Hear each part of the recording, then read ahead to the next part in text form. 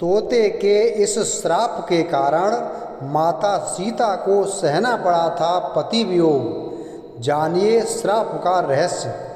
रामायण कई भाषाओं में लिखी गई है, जिनमें अलग अलग किस्से कहानियाँ बताई गई हैं। इन्हीं कथाओं में से एक कथा माता सीता के अपने पति प्रभु श्री राम से वियोग को लेकर बताई गई है कि किस कारण माता सीता को अपने पति से अलग होना पड़ा था। आइए इस धार्मिक कथा के बारे में विस्तार से जानते हैं। धार्मिक कथाओं के अनुसार बचपन में माता सीता अपनी सखियों के साथ एक बगीचे में खेल रही थीं। तब अचानक उनका ध्यान पेड़ पर बैठे तोता तोती के जोड़े पर गया।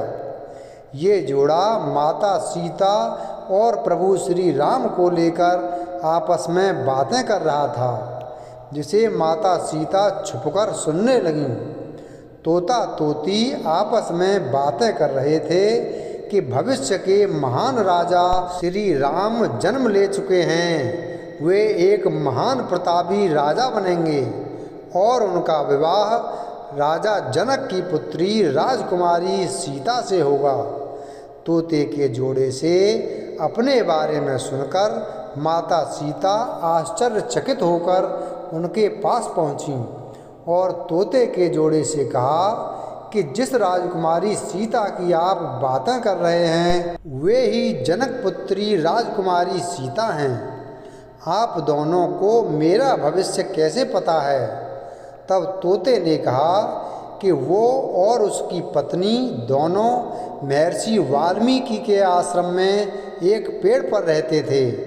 महर्षि वाल्मीकि ये सब बातें अपने शिष्यों को बताया करते थे, जिसे हम दोनों भी सुनते थे। ये सब बातें हमें रटी हुई हैं। अपने भविष्य के बारे में और ज़्यादा जानने की इच्छा से माता सीता ने तोते के जोड़े को अपने साथ महल में रखने की इच्छा जताई, जिसे तोते ने अस्वीकार कर दिया। माता सीता अपनी जिद पर अड़ी रहीं और दोनों को पकड़ने की कोशिश की।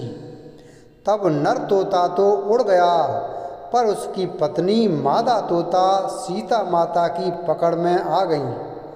अपनी पत्नी को मुक्त करने के लिए तोते ने माता सीता से प्रार्थना की कि उसकी पत्नी इस समय गर्भवती है, इसलिए उसे छोड़ दें।